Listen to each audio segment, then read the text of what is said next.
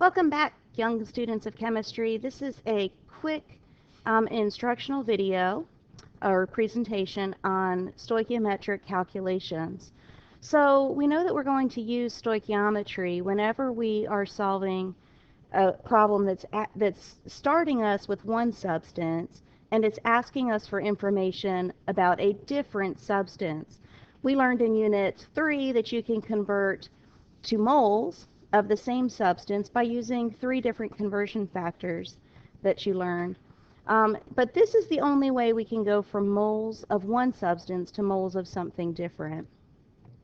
So we know that we can interpret a chemical equation in 3 ways.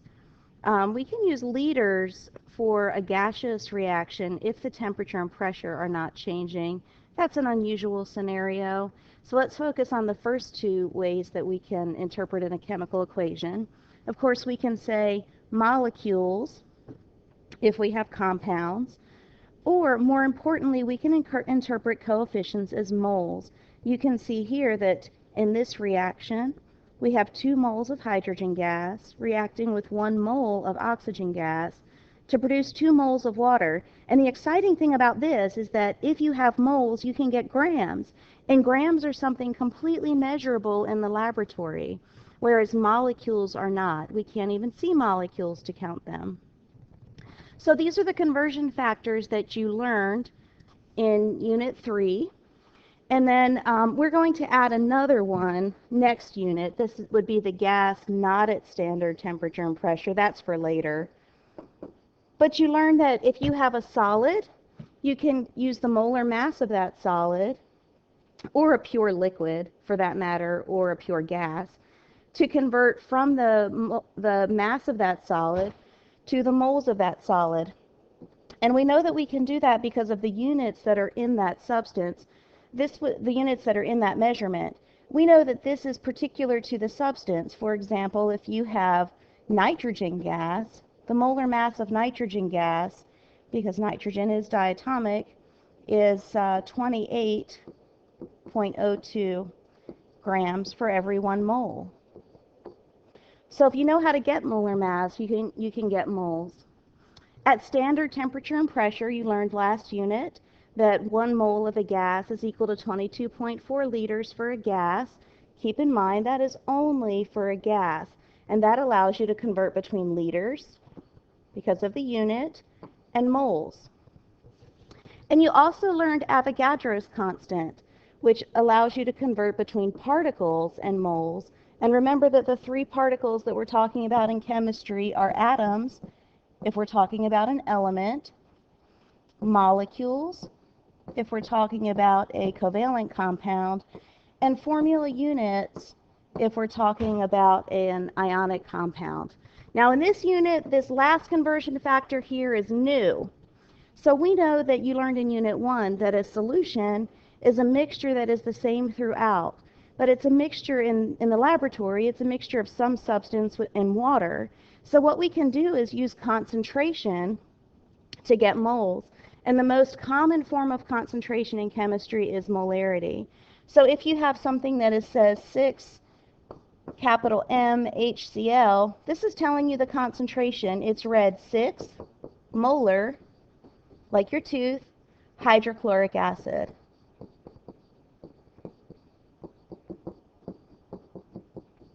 And the cool thing about this is that we can interpret that capital M, and you're going to need to do this, as 6 moles of hydrochloric acid for every liter of hydrochloric acid solution. And if you notice your conversion factors, this is the only one that doesn't have a 1 next to the mole. This has a 1 next to the liter, so just be careful about that. So this is how we're going to get moles. And ladies and gentlemen, when we're doing stoichiometry, you need to get moles. So in this problem, it says how many moles of aluminum oxide if we start with 50 grams of aluminum. So this is how we know that we're going to have to use a mole ratio or a stoichiometric calculation. And we're going to use that mole ratio from the coefficients from our balanced equation. So we first need to start with a balanced equation. It says aluminum oxide is synthesizing from its elements So here's the chemical equation. And then, of course, balancing that, we've got 3 oxygens and 2, so we'll do 6 oxygens on each side and then balance out the aluminum. Okay, and now we're going to take whatever we were given, whatever it is, and we have to get moles. Always get moles, because what goes into our little chart, I call it a BDA chart. It stands for before, during, and after reaction. The only thing that can go into this chart are moles. We cannot use grams or any other unit in this chart. So we must get moles. And if we have 50 grams of aluminum, we can get moles by using the molar mass. If you remember, the unit that has grams and moles in it is molar mass, right here. So we'll use that to get moles. And we know that the molar mass of aluminum is 27.98. So it's 27.98 grams of aluminum for every 1 mole of aluminum. Number, unit, substance. 50, number, gram, unit, substance, aluminum. And that way you don't end up making mistakes. So when you chug this out in your calculator,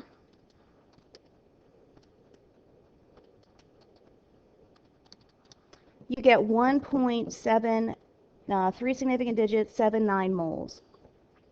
That is what goes in our BDA chart.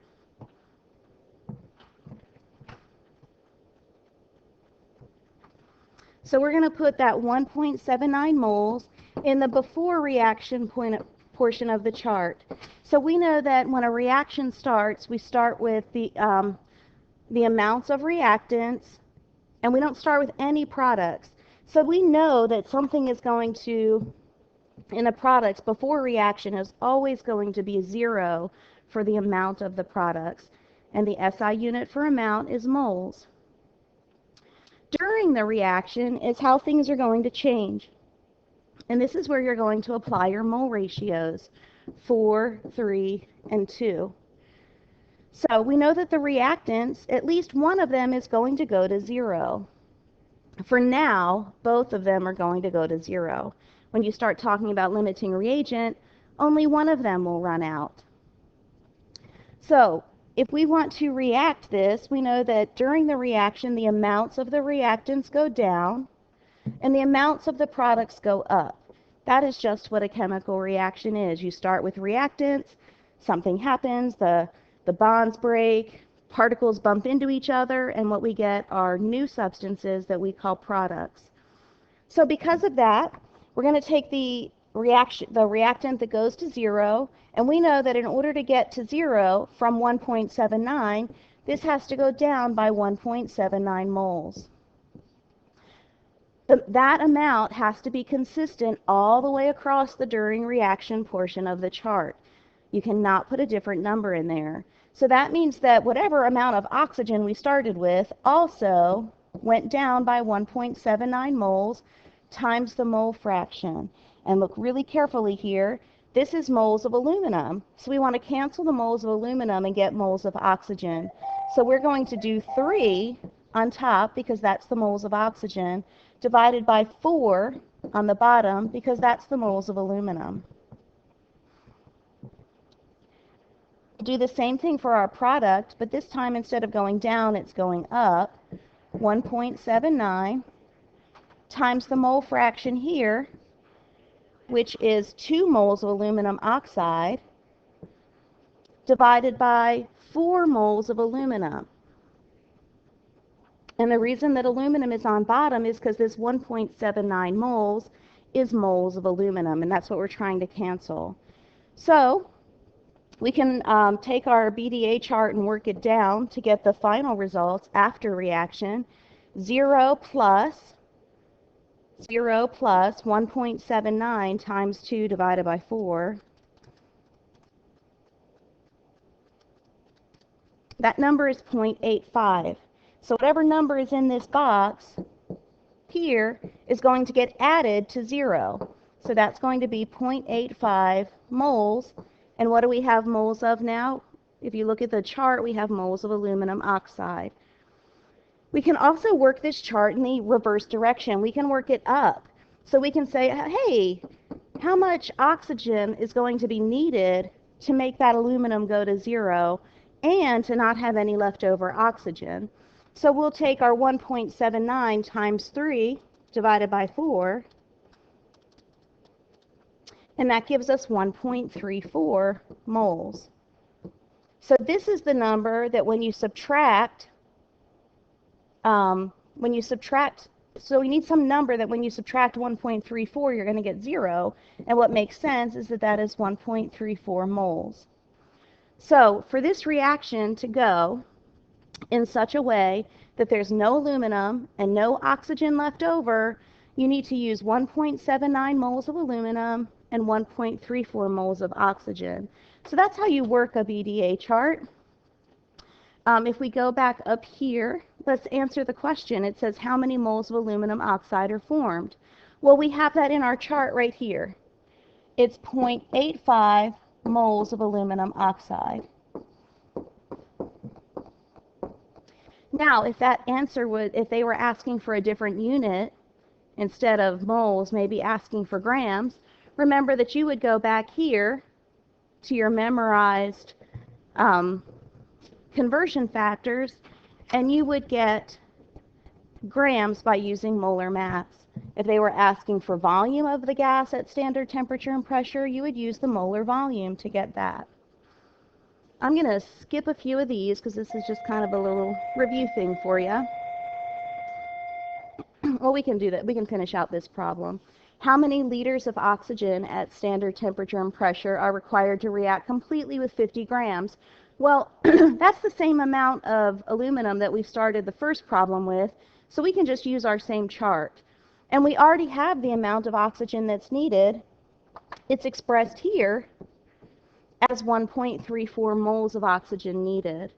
So we can take our 1.34 moles of oxygen,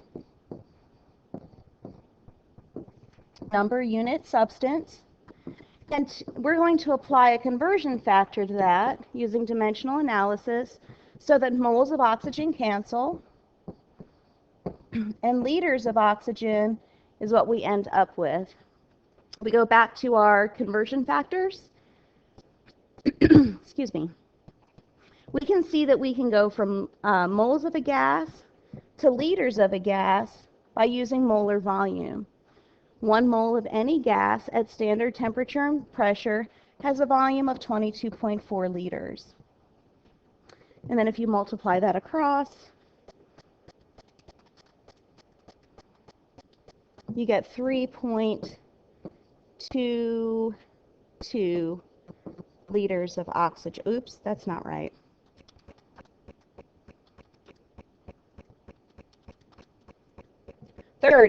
That sounds right. 0.0 liters of oxygen gas. So on this next problem, how many grams of aluminum oxide are produced when 102.5 grams of oxygen are reacted? Here we would need a new BDA chart because we're starting with a different amount of a substance for this reaction. This is actually something we're going to save until next unit. So I'm going to skip to one of the problems that has the new conversion factor in it, which is the molarity. So if you're following along in your notes, this is example 3. So again, we have a question that says, if this much of this substance, so if 500 milliliters of 0.4 molar copper 1 chloride reacts, how much copper? So we have two different substances, copper 1 chloride and copper. And that's how we know we're going to need to do stoichiometry. So the first thing we need to do is write a balanced chemical equation. It says consider the single replacement between magnesium and copper 1 chloride.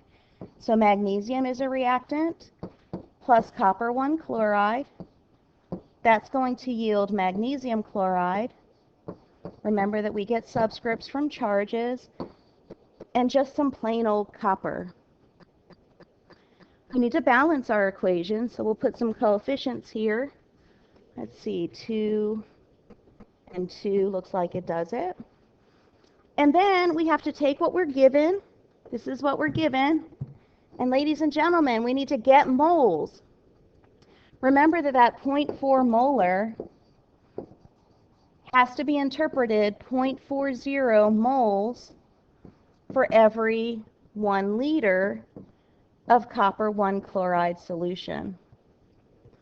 So we'll take our 500 milliliters, and we're going to go ahead and get that out of milliliters just by moving our decimal 3 places. You learned in Unit 1 that milli means 10 to the negative 3. So what we're going to do is move our decimal place back 3 places because we're moving it 3, and we're moving it back instead of forward because that is a negative 3 on the milli.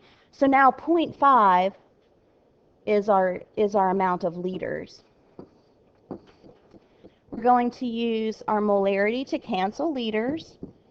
It's 0.4 moles for every liter, and this will give us moles of our copper 1 chloride that's in the 500 milliliters of copper 1 chloride solution.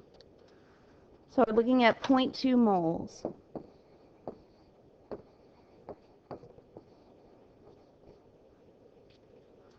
And now that we have moles, what goes in our BDA chart before, during, and after reaction are those moles that we obtained. 0.2 moles, of copper 1 chloride. Since we're not given any information about the magnesium, we're going to assume that we have enough magnesium to make this reaction go, and that the copper 1 chloride is going to go to 0.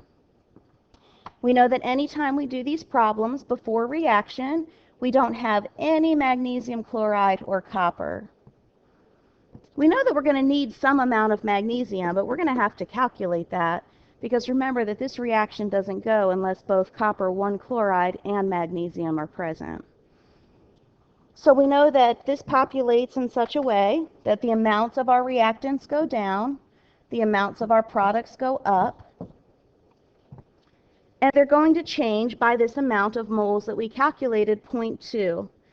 So this is going to be minus 0.2 moles. Because we know that in order to get to 0, all of those 0.2 moles have to be used. 0.2 minus 0.2 gives us 0. So now that 0.2 has to go into the rest of the chart, and for these other reactants and products, we're going to multiply that by a mole ratio. And remember that the 0.2 moles is of copper 1 chloride, and we want that to cancel. So the coefficient on the copper 1 chloride goes on the bottom, and the coefficient on the magnesium in this case goes on the top. So that mole ratio is 1/2. 1 mole of magnesium for every 2 moles of copper 1 chloride. For the magnesium chloride, again, it's going to change by 0.2 moles times the mole ratio, the coefficient of magnesium chloride on top, which is a 1, and the coefficient of the copper 1 chloride on the bottom, because that 0.2 moles is moles of copper 1 chloride. And then the copper, again, changes by 0.2 times the mole ratio, 2 for the copper on top, and 2 for the copper 1 chloride on the bottom, because the 0.2 moles is moles of copper 1 chloride. We need that to cancel. So now we can complete the chart to figure out what we have after the reaction. And after the reaction, here we have 0.2 moles of copper. 0.2 divided by 2 is 0.1. 0.1 moles of magnesium chloride. Because remember, we're adding here 0 plus 0.2 divided by 2, and that's going to give us 0.1 moles. Now, we know that for now, the reactants are both going to go to 0.